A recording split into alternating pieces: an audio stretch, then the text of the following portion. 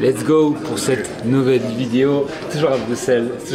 La dernière fois qu'on s'est vu, c'est... Enfin, pas la dernière fois qu'on s'est vu, mais le dernier podcast qu'on avait fait, c'était à Bruxelles. C'était il y a combien de temps? Waouh, c'était en 2023. C'était en 2023, ouais. C'était en 2023, ouais, effectivement. Et ouais, non, c'était... Premier podcast, on avait installé avec les micros, etc. Voilà. Là, on le fait un peu plus chill, un peu plus relax. Dis-moi un peu où est-ce qu'on est. Alors, on est au Wiltshire, à Bruxelles. C'est l'un des hôtels les plus luxueux de Bruxelles. Et donc ici, généralement, les personnes, les stars qui viennent en Belgique pour, quand ils disent les concerts, viennent souvent ici. Donc voilà, je t'aime ici, un endroit assez cool. Tu viens souvent ici? Ouais, j'aime bien. Franchement, de temps en temps, pour venir travailler, ça fait du bien. Ouais, t'aimes bien l'atmosphère? J'adore l'atmosphère, tu vois. Il y a des bonnes personnes, il y a des... J'aime bien. Il y a une énergie qu'on peut retrouver vraiment trouver ailleurs. Parce que c'est vrai que, je sais pas si toi c'était comme ça, mais je vais souvent dans les hôtels pour travailler. J'adore. Et c'est vrai que je sens une énergie particulière que lorsque, par exemple, il y a des Penta Hotels. Penta Hotels, c'est des hôtels, voilà, c'est cool. Mais il y a une autre énergie quand tu rentres dans des hôtels un peu plus luxueux, un peu plus exclusifs. Je sais pas, les regards que tu peux échanger des regards avec des personnes, tu sais que voilà, tu sens qu'il y a un niveau beaucoup plus et moi j'adore. Donc du coup ça m'oblige moi à augmenter mon niveau, à augmenter mes standards et non, j'aime bien. Okay. C'est pas ton cas toi? Okay. Non, donc tu trouves que c'est super important d'avoir un bon environnement pour élever les standards, etc. J'avais lu dans un livre que pour quand tu n'as rien, entre guillemets, ce qui est intéressant c'est d'être dans des endroits un peu chics et observer. Et donc c'est ce que j'ai fait, donc c'est vrai que j'observais un peu les attitudes des personnes qui sont ici. Au fond là, t'as un monsieur, je sais pas si tu vois là, qui est assis comme un roi. Bon, je dis pas qu'il faut être comme lui. Mais en tout cas, il dégage une énergie. On sent qu'il y a quelque chose, tu vois. Et donc du coup, tu repères un peu les bonnes choses. T'as aussi des hommes d'affaires qui viennent ici, il y a des personnes comme nous, des jeunes. Qui sont là, c'est jamais faire ça. C'est un très bon exercice que je conseille aux personnes qui regardent. C'est voilà, si tu as envie d'être inspiré, c'est bien d'être dans un endroit. Au début j'avais peur. J'avais peur parce que je pensais qu'en fait il fallait payer extrêmement cher pour entrer et qu'il fallait s'habiller avec une attitude. Il fallait avoir des standards un peu hauts. En fait, je me suis rendu compte qu'en fait, c'est clairement des croyances limitantes qu'aujourd'hui, je peux vivre en clinique, entre guillemets. Voilà. Ça me fait penser comme la première fois que tu rentres dans un magasin de vêtements, tu vois, de luxe. Mm-hmm. Tu vois, moi, il m'a fallu des années pour me dire, ben vas-y. En fait, je voyais un Louis Vuitton ou un Gucci, etc. à l'époque. Je pouvais pas acheter là. Et je ne sais jamais rentrer. J'avais peur, hein. Parce que je me dis, si je rentre, après il va me dire, il faut acheter, etc. Je peux vous aider? Et en fait tu réalises que souvent, que du contraire, dans ce type de magasin, ils vont moins te regarder, ils vont entre guillemets être corrects avec toi, super polis, ils vont pas te juger.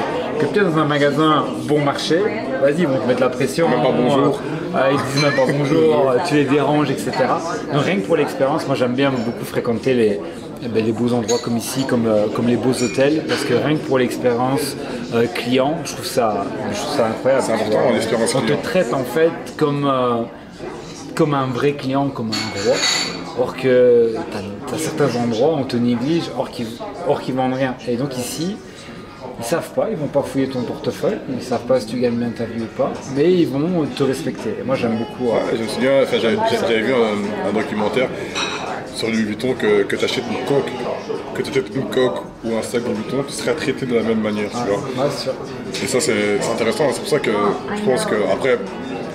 Je dis pas qu'il faut le faire, moi en tout cas je le fais parce que j'aime bien ce monde-là, j'aime bien cet univers-là. C'est pas forcément le fait d'acheter des trucs de luxe qui m'excite, c'est vraiment le type de personnes qui s'y trouvent, la manière dont ils pensent qui m'intéresse, tu vois. Et donc du coup, pour pouvoir les fréquenter, il faut savoir où ils sont et souvent ils sont souvent dans des endroits comme ça. C'est sûr. Tu conseilles, pour rester un peu sur l'idée justement de l'environnement, etc., tu conseilles aux gens d'oser aller, sentir ça, même s'ils n'ont pas l'argent? Alors, moi, c'est vrai que je suis quelqu'un quand même d'assez extraverti, quand même. Je suis un peu introverti, mais j'ai pas peur d'aller vers les autres. Et c'est vrai que souvent, j'avais cette peur de rentrer dans des magasins de luxe, etc. Et un jour, en lisant un livre, on m'a expliqué qu'il faut quitter justement cette zone de confort. Et c'est vrai que là, j'ai pris le pas. Donc, par exemple, j'étais abonné pendant presque très très longtemps, d'ailleurs, très longtemps que j'exagère, à Aspria, qui est un centre de bien-être chic, on va dire luxueux.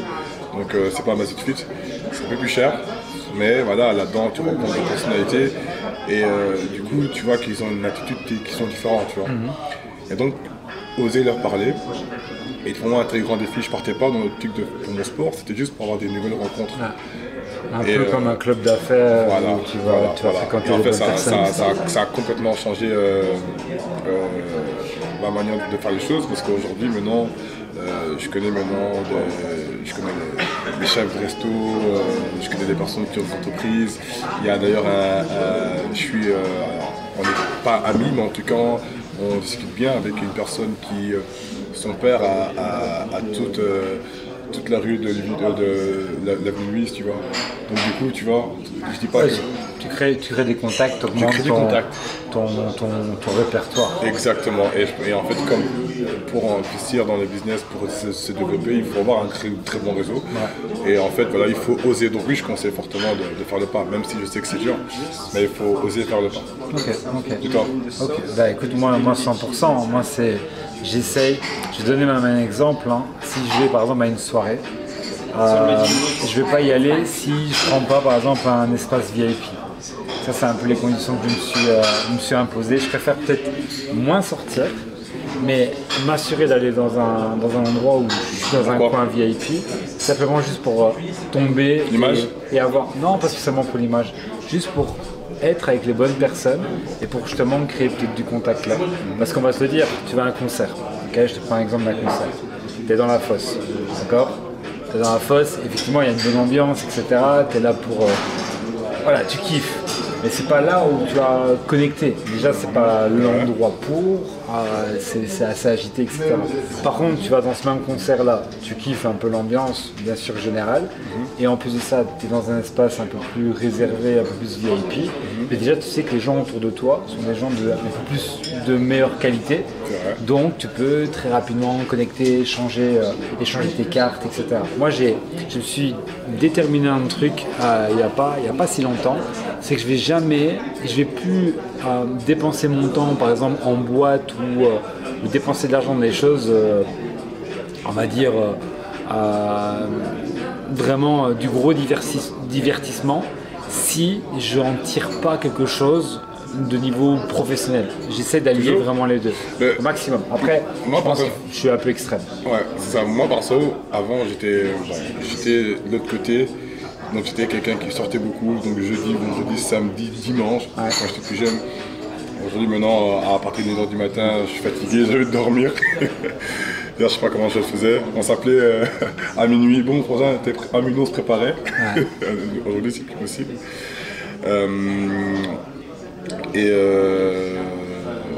C'est vrai que après je suis passé de l'autre côté depuis que je t'ai rencontré.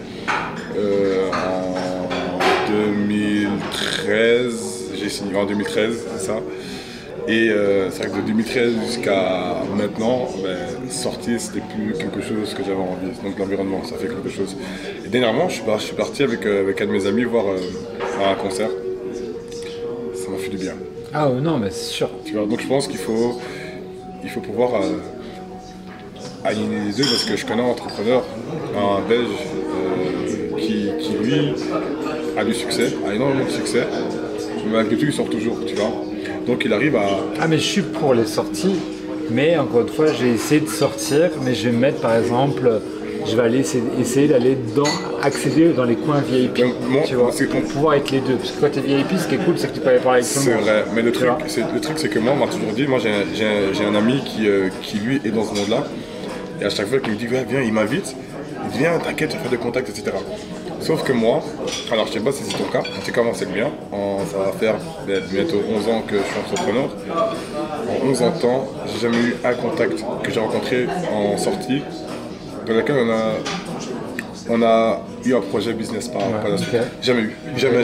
Donc pour moi, je pense que si je dois sortir, je ne vais pas partir dans l'optique business parce que je suis là pour m'amuser. Parce que j'ai jamais eu cette opportunité de rencontrer des personnes. Tu sais quoi, on va faire, ça bien, j'ai pris ton numéro, on va faire affaire ensemble. Prends le numéro, tu peux. Oui, mais ça n'a jamais suivi par un côté business après, tu vois. Moi, j'ai jamais eu ça. C'est pour ça que au début, je dis oui, j'ai fait des rencontres, des contacts. Et après, je me suis rendu compte que... les gens, quand ils sortent, ils sont là pour sortir. Et moi, maintenant, ce que je fais, c'est que je profite à mort, tu vois. C'est-à-dire que si je dois sortir, je sors, pour de vrai. Si je dois faire ce podcast, on fait ce podcast aussi, pour de vrai. En fait, je vais vraiment profiter parce que cet objet-là, la vérité, je sais pas, mais dernièrement, je rebondis sur ça, je sais pas si toi t'as senti ça, mais il y a eu il y a 2-3 jours, Instagram qui a tout coupé. Tu vois, moi je l'ai pas senti. Pourquoi? Parce que je suis tellement plus dans mon téléphone qu'aujourd'hui maintenant je profite à fond. Je me souviens, c'était le mariage d'un ami que tu connais récemment. Il m'a posé la question si j'avais pris des photos ici, tu vois, en attendant que son photographe, je lui dis non. Parce que j'ai réellement profité, du moment présent. Et c'est pour ça que quand on parle de sortie, quand je sors à fond. Mais je te rejoins sur la qualité qu'on donne. Ouais, c'est ça. Elle est effectivement importante. Moi, je te donne un exemple par rapport au business. Moi, c'est qu'avant, j'étais 100% business. Maintenant, je suis 1000% business. Mais par contre, la grande différence, c'est que je vais décider quand je le suis.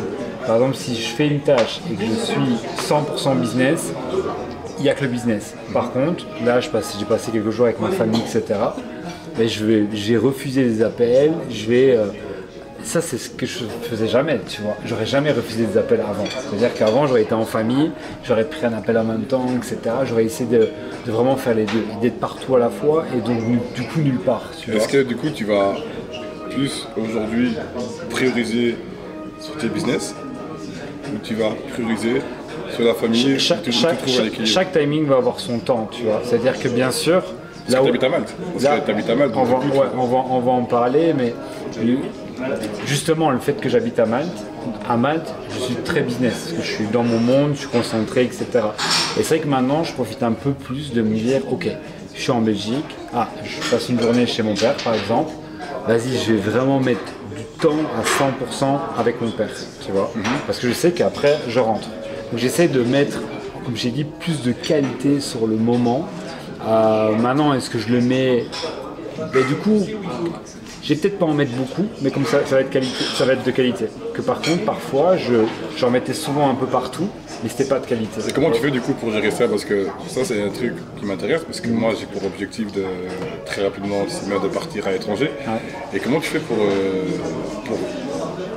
gérer cette vie de famille? Parce que moi, aujourd'hui, c'est peut-être pas la même chose parce que je suis père je suis papa de 2 enfants. Ouais. Et j'ai ma famille aussi la famille de ma compagne. Donc du coup, c'est vrai qu'on est constamment... Moi, j'ai besoin d'avoir un minimum de contact. Parce que toi, comment tu fais pour justement gérer cette vie de famille, même avec ta compagne, comment tu fais? Déjà, moi j'ai la chance on a pris décision quand même de rentrer assez souvent. C'est-à-dire que là, actuellement, vraiment grossièrement, je suis 2-3 semaines à Malte, 1 semaine, 10 jours en Belgique, tu vois. Donc j'essaie vraiment de jouer en fait sur le fait que quand je suis 3 semaines à Malte, je suis très concentré sur mon business, etc. Par contre, dès que je rentre en Belgique, je vais justement prendre un temps pour la famille, qu'avant je prenais pas. Avant, je passais parfois même en Belgique pour le business, et j'allais même pas voir ma famille. Tu vois ce que je veux dire? Donc, je vais essayer de balancer. Après, je pense que ça va dépendre de où tu en es dans ton objectif et dans ton plan. Moi, je sais que par exemple, avec NJ, on dit beaucoup ensemble, c'est-à-dire qu'on fait des compromis et on fait aussi des sacrifices. Et ça, il faut se le dire. Genre, cette année, il y a plein de choses excitantes, que ce soit même par rapport au marché, etc. Nous, on sait ce que ça peut, le tremplin que ça peut être pour le business. Et c'est des mois qui peuvent te rapporter parfois plusieurs années de business. Et donc, on s'est dit, ok, là, on va un peu mixer. C'est la première fois qu'on alterne, par exemple, les voyages. Tu vois, là, par exemple, je vais rentrer le 13, le 28, elle repart en Belgique, au Luxembourg.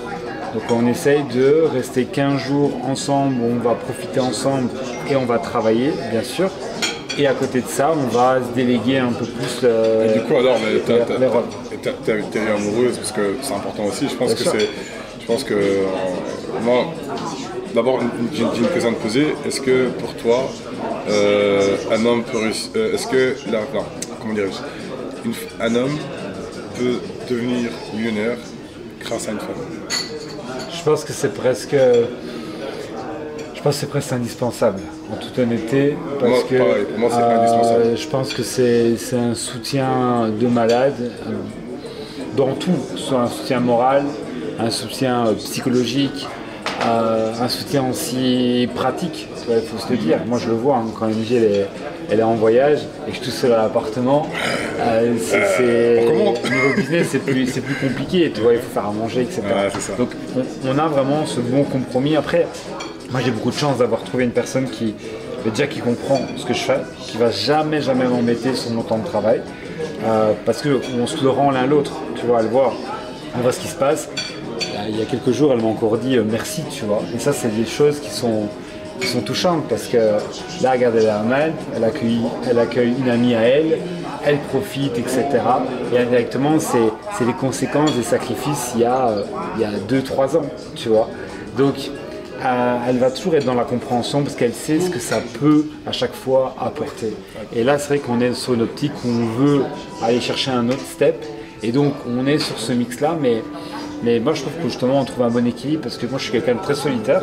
J'aime aussi partir parfois une semaine, je fais mon voyage, je vois mes équipes, je fais ce que j'ai à faire, etc.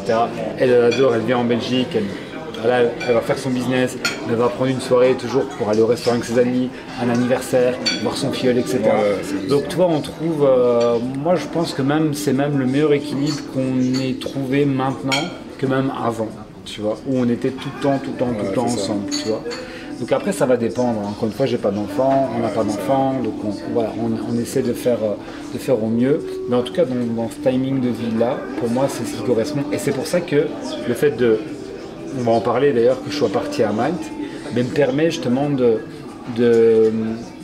savoir me concentrer quand j'ai envie, parce que je sais que si j'étais resté ici, peut-être que je baignerais justement trop dans les distractions, dans les choses qui vont me défocus, etc. Là, je me défocus quand je suis ici, mais je fais quand même mon business. Et puis quand je rentre, entre guillemets, sur mon île, concentration. J'ai une coupure qui se fait, et je peux vraiment me concentrer sur moi personnellement, sur mon business, mais aussi sur ma, entre guillemets, vie de famille, tu vois. Donc voilà, pourquoi moi j'ai trouvé le bon équilibre aussi à partir à l'étranger. Et donc du coup, imagine là. NJ, c'est un exemple, c'est pour rire.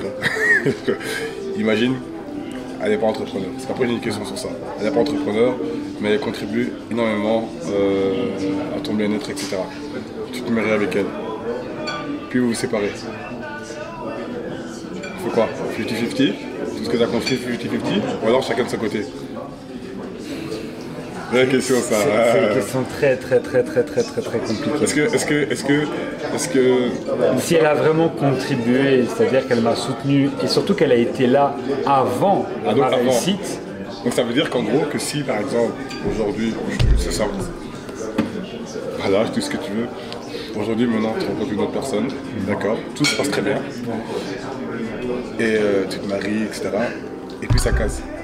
Elle a juste été là au moment où tout se passait bien. Pas sûr.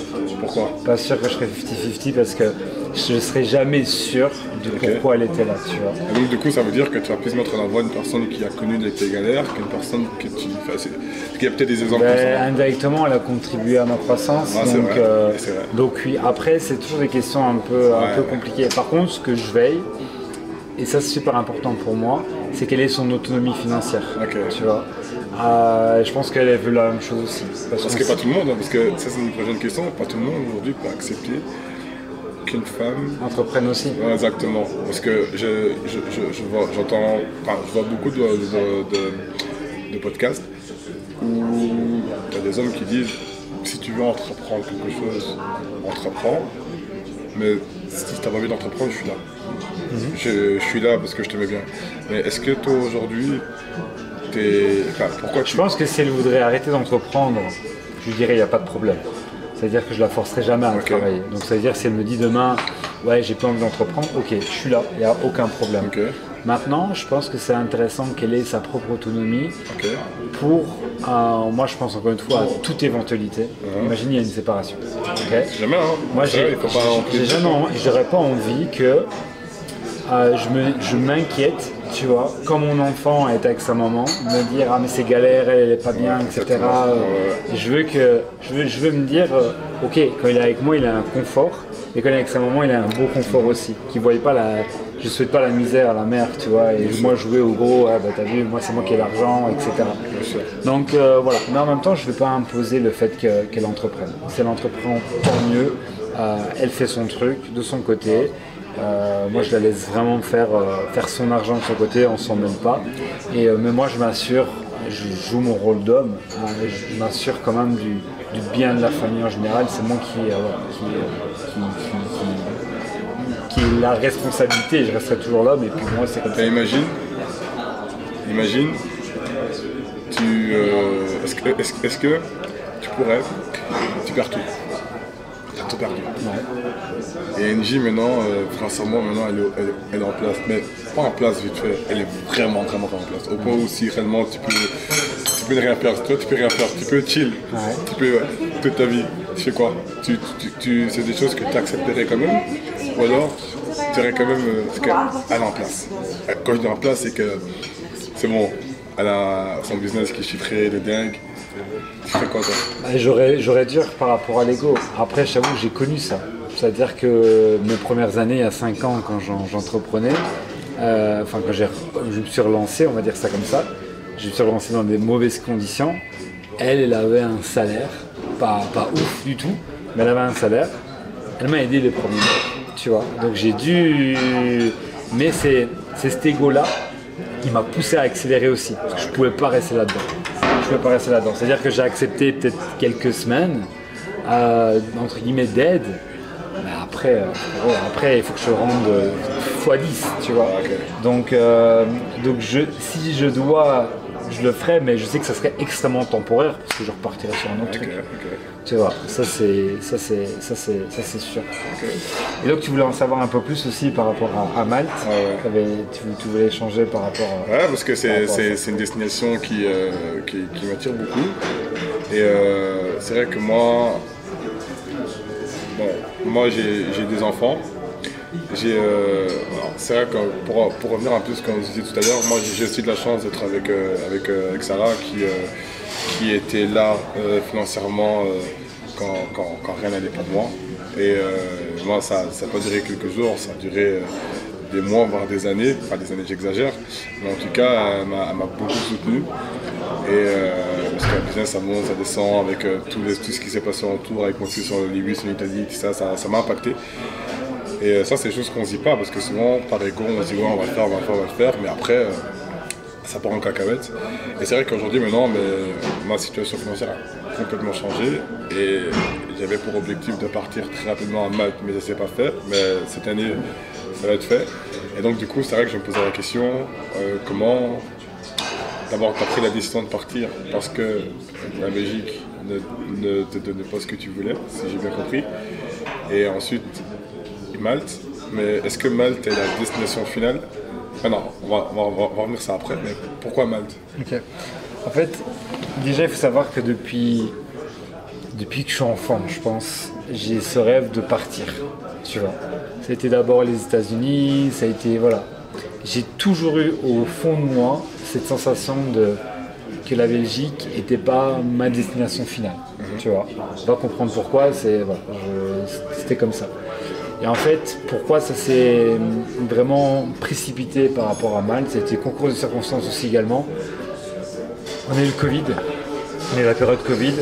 Là, niveau business, pour nous, contrairement à malheureusement beaucoup de personnes, nous ça a vraiment explosé. C'est-à-dire qu'il y a eu une accélération. Autant juste au début du Covid, on s'est dit mais comment on va faire, comment ça va se passer, etc. Et puis ça a explosé. Le business, il a vraiment décollé. Et donc là, on s'est retrouvé dans une situation où on travaillait de chez soi, on travaillait sur notre ordinateur, enfermé, confiné. On n'a rien à faire. Et là, on s'est posé la question de se dire, ok, là, on est sur un business qui est vraiment en ligne, vu qu'on ne peut plus faire d'événements. L'argent commence à rentrer. Voilà, on sait bien, on va pas parler France, Belgique, etc. Il y a un défaut. Hein. En France, on mange bien, c'est incroyable, etc. Mais par contre, on paye. Et ça, c'est logique. La Belgique aussi. Et moi, ma première idée, c'était quand même Dubaï. Parce que c'est vrai qu'après le voyage qu'on avait fait quelques mois avant, en fait, moi, j'étais décidé de me dire, mais si je bouge, ok, ça va être Dubaï. Et ça a été voilà, on a discuté entre amis, on s'est dit mais pourquoi pas essayer une autre destination, peut-être européenne. Et moi je voyais pas du tout où je pouvais aller habiter en Europe. L'Espagne ça m'attire pas spécialement, je parle pas espagnol, j'ai pas envie de parler espagnol, enfin c'est pas mon objectif maintenant. Et on s'est dit pourquoi pas Malte. Et donc on a été vraiment une semaine en mode découverte. Et directement j'ai aimé parce qu'il y a beaucoup d'avantages. Parce que c'est petit aussi. C'est petit. Bon. Alors on va commencer par les avantages. Les avantages, ils sont fiscaux. Ça, il faut se le dire. Moi, je suis pas contre payer des impôts. C'est-à-dire que ceux qui cherchent du 0, 0, 0, 0, pour moi, une société, elle a toujours été construite comme ça. Il y a toujours de la contribution, etc. C'est normal. Je pense qu'un jour, on aura besoin de cette contribution. On peut perdre notre travail. On peut avoir besoin de X ou Y. On peut avoir un proche qui a besoin de cette contribution. Je sais qu'il y en a qui abusent, mais voilà, on va dire ça comme ça. Donc moi, je n'étais pas spécialement contre de payer un peu. Là, je trouvais qu'il y avait le bon compromis en termes de pourcentage. Donc c'est déjà intéressant. Deuxième point intéressant, c'est le climat. C'est clair que quand tu quittes la Belgique et que tu es sur un climat de la Méditerranée, le game il est différent. Donc le climat, ça a joué. Sécurité.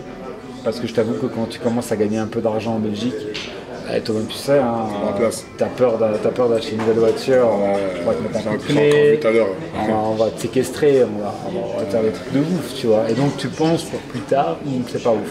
Je voulais apprendre l'anglais, et Malte est quand même une des premières destinations recommandées pour apprendre l'anglais en Europe. Et donc ça a déjà été 4 facteurs qui m'ont motivé à aller sur Malte. Alors les côtés négatifs, et on peut en parler, certains vont se dire c'est petit. Alors oui, c'est petit. Maintenant quand tu y réfléchis, je sais pas moi, tu habites Bruxelles. Ok, tu n'habites pas Bruxelles, mais on imagine que tu habites Bruxelles. 20 minutes de Bruxelles. Voilà. Est-ce que la plupart de ton temps, tu restes sur Bruxelles? Oui.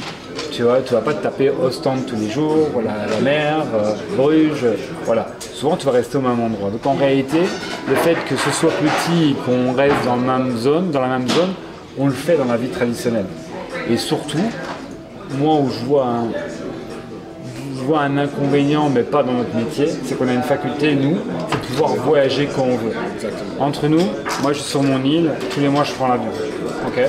Donc si j'ai envie d'aller à l'étranger, c'est un aéroport international. Si j'ai envie de me barrer, je me barre. Si j'ai envie d'aller à Dubaï, je me barre.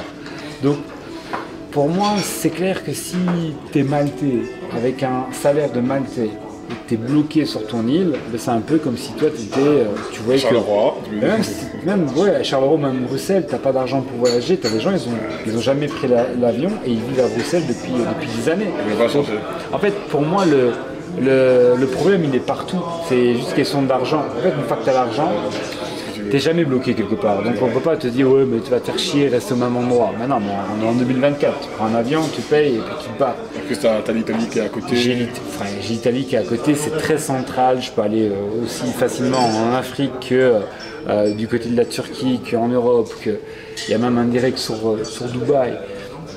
J'étais à Las Vegas, j'ai pris Malte, Zurich et Vegas. Qu'est-ce que tu veux? Donc moi franchement je vois pas trop d'inconvénients, que du contraire. Quand je rentre, je suis très content parce qu'en productivité, ça c'est important aussi, quand tu es dans un petit endroit, niveau productivité, tu es très productif parce que tu n'as plus des trajets pour aller d'un endroit à l'autre qui te prennent 30 minutes, 35 minutes, etc.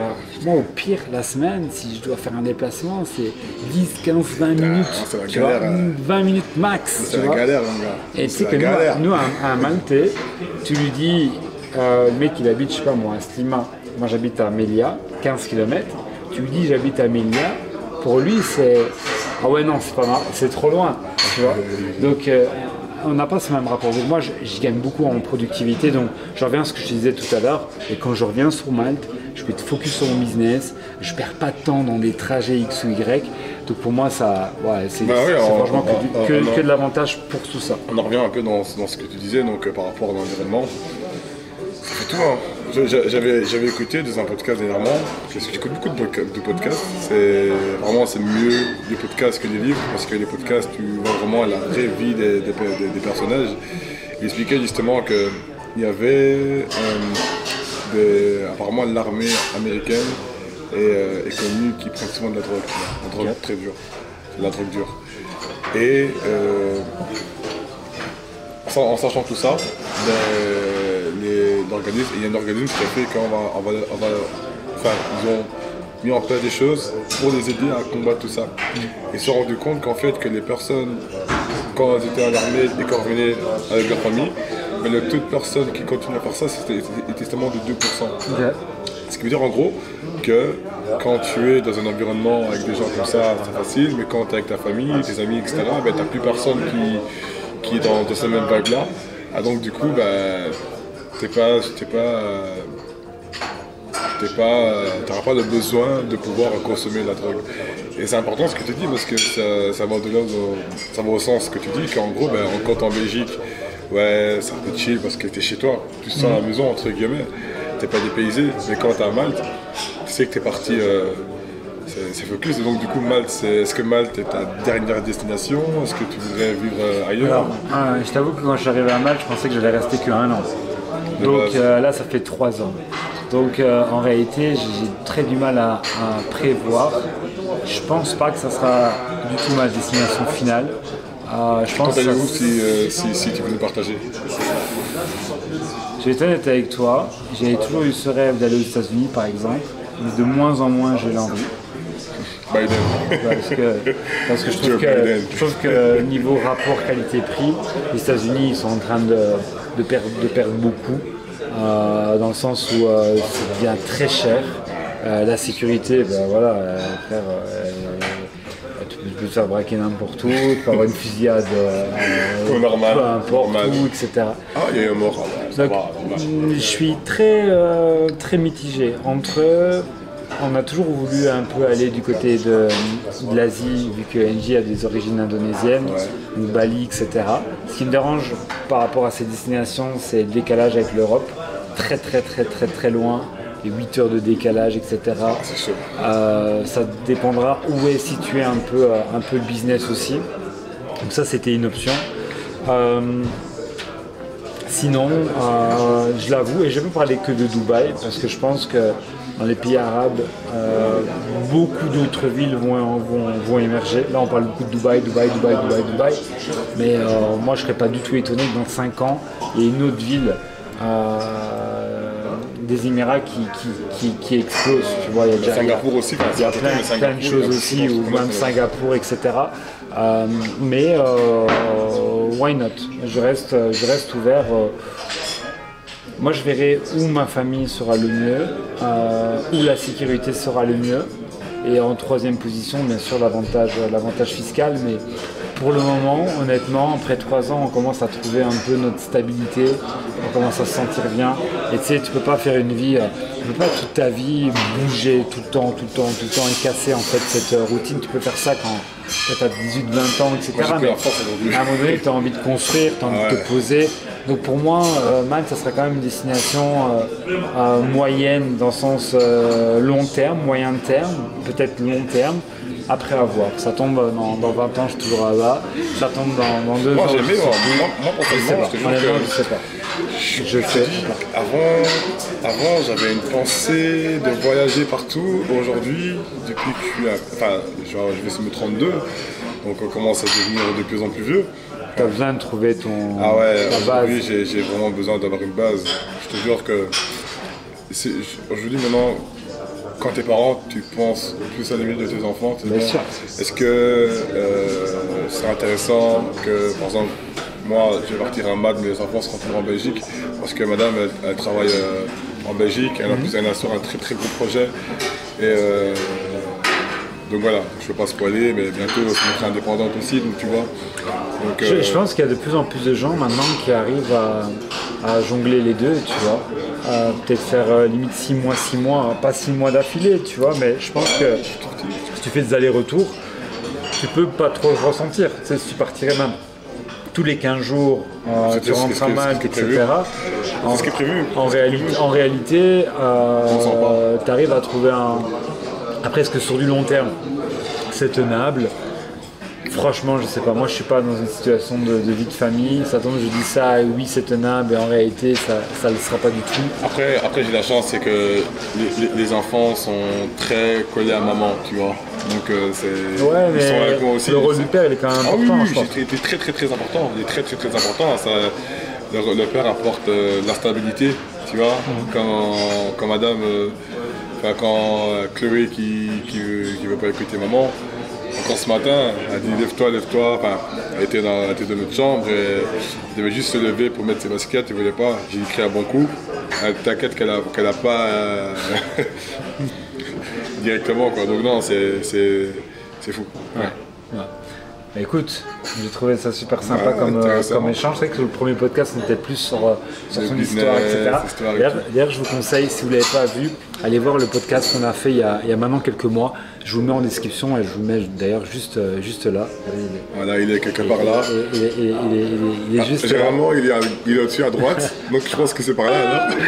Donc allez voir ce podcast, comme ça vous allez pouvoir avoir l'occasion d'en savoir un peu plus sur Greg. On se connaît au-delà du business, on parle beaucoup de business ensemble, mais il y a aussi tout un autre rapport, parce qu'on se connaît quand même déjà depuis longtemps. On a connu des choses qui sont incroyables. Enfin, allez voir le podcast, qui a des histoires quand même. Non, justement, on n'allait pas voir parce qu'après vous allez avoir une autre image de moi. Non. Allez voir le podcast, il y a des choses très intéressantes sur lui. D'ailleurs, suivez-le sur ses réseaux sociaux. On met ici son Instagram directement et ton YouTube aussi. Ah, mon YouTube aussi, éventuellement. On balance aussi ta chaîne YouTube, parce que je sais que tu vas accélérer sur YouTube. Ouais, c'est ça. Hein, donc plus pour moi aussi, je peux dire un truc aussi, c'est que là maintenant je mets en place des choses, donc ça va péter. Restez connectés parce qu'il parle de moi, mais je parle aussi de lui. Restez connectés parce que...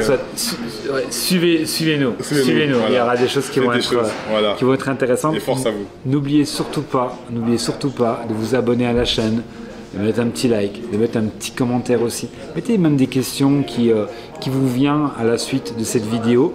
On pourra peut-être être inspiré de ces questions-là pour refaire du coup une autre vidéo. On se retrouve très prochainement sur une prochaine vidéo. À la tienne. À la tienne.